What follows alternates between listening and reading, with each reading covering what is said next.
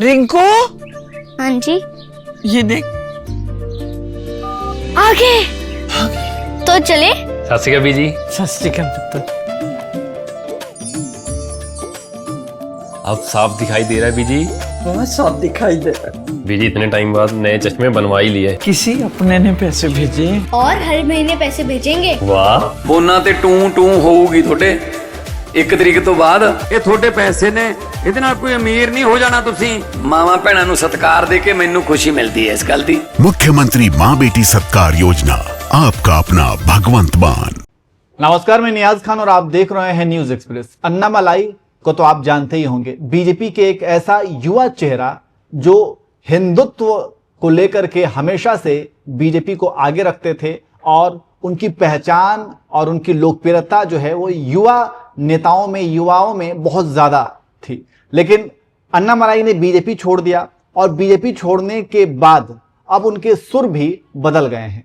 अब उनके सुर क्यों बदले हैं और अब वो हिंदुत्व की बात क्यों नहीं कर रहे हैं, और जिस संगठन को उन्होंने बनाया है वी द लीडर्स, उसमें उन्होंने सीधे तौर पर यह कह दिया कि इसमें धर्म की कोई जगह नहीं है इस संगठन में। तो आखिर उनके सुर क्यों बदले हैं और उनका ये कहने का मतलब क्या है, इन तमाम बिंदुओं पर हम बातचीत करेंगे। हमारे साथ बातचीत करने के लिए हमारे सहयोगी केशव मौजूद हैं। केशव, क्या लगता है, एक ऐसा हिंदुत्व युवा चेहरा जो बीजेपी में हुआ करते थे, उन्होंने बीजेपी छोड़ी, अपनी संगठन बनाई और फिर अचानक से अपना सुर ही बदल दिया, इसके पीछे क्या वजह हो सकती है? देखिए, loss for the BJP, gain for the Tamil Nadu. Annamalai जब आए थे और जब तक बीजेपी में थे तो उनको एक फायर ब्रांड लीडर कहा जाता था, यहां तक कि हिंदू लीडर भी कहा जाने लगा था, जो कि साउथ में हिंदू राष्ट्रवाद की अलग जगाएगा और बीजेपी के झंडे को एक तरीके से भगवा लहराएगा। लेकिन जैसे ही उनके खटपट शुरू हुई एआईडीएमके के साथ, पार्टी लीडर्स के साथ, उनकी विदाई हो गई और बीजेपी आलाकमान ने बहुत कोशिश की कि उनको अपने साथ मिलाकर रखा जाए। लेकिन जब मतभेद इस लेवल में जा चुके थे कि उसका पीछे हटना मुश्किल था, अन्नामलाई गए, उनको जाने भी दिया गया। लेकिन जब जिस तरीके के बयान उन्होंने दिए हैं उसकी अब खूब चर्चा हो रही है। वो अन्नामलाई जिसको कहा जा रहा था कि भगवा लहराएगा और साउथ में जो है हिंदू राष्ट्रवाद की जो अलग जगाएगा, वहां जिस साउथ में बीजेपी इतने दमखम के साथ भी, इतने प्रयासों के बावजूद वहां पे सरकार नहीं बना पा रही है अपने बूते पे, या कह ले स्टैंड नहीं कर पा रही है। मतलब तमिलनाडु में, केरल में, तेलंगाना की बात कर लो, तमाम दूसरे राज्यों में की बात कर लो, वहां पे अन्नामलाई को एक पोस्टर बॉय के तौर पे देखा जा रहा था कि जो दूसरे राज्यों में भी उसकी रीच है। ऐसे में जब वो पार्टी छोड़ता है तो बीजेपी को काफी झटका लगता है। लेकिन अब जो उन्होंने स्टैंड लिया है वो वही है स्टैंड जो तमिलनाडु में स्टैंड लंबे समय से दूसरे नेताओं का भी रहा है।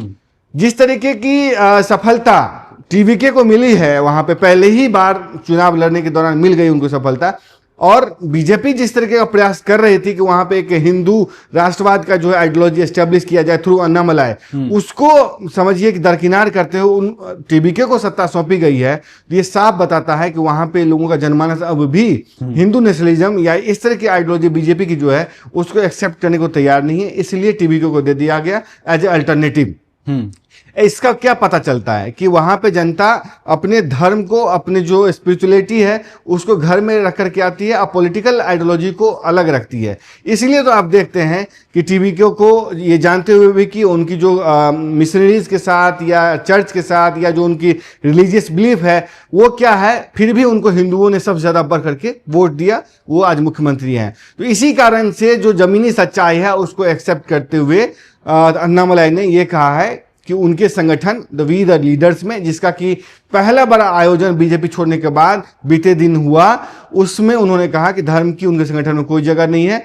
वो धर्म से हिंदू हैं, तन से भी हिंदू हैं, लेकिन अपने धर्म को और पूजा पाठ जो गतिविधि है उसको घर में लॉक करके आते हैं। तो ये एक तरीके से जो उनका लॉन्ग स्टैंड रहा है कि धर्म और जो पॉलिटिक्स है हैंड इन हैंड जा सकता है, और जो लगातार वो डीएमके द्रविडियन पार्टीज पे अटैक करते थे कि किस तरीके से उनका मतलब डिवाइड करने की राजनीति है, किस तरीके से हिंदुओं को इंसल्ट करते हैं, किस तरीके से सनातन धर्म से वो नफरत करते हैं, उससे एक तरीके से दूरी बनाते हुए दिख रहे हैं और उसी कथित सेकुलरिज्म की राजनीति की ओर बढ़ते जा रहे हैं जिसकी की आलोचना वो करते रहे। बिल्कुल। तो राजनीति है और राजनीति में अगर राजनीति में आगे बढ़ना है तो समय समय पर थोड़ी सी आइडियोलॉजी को भी के साथ भी खेलना पड़ता है, क्योंकि बहुत सारे नेता हैं जो देखेंगे कि किसी और पार्टी में थे तो उनकी आइडियोलॉजी कुछ और थी, जब उन्होंने पार्टी बदली की तो उनकी आइडियोलॉजी कुछ और हो गई।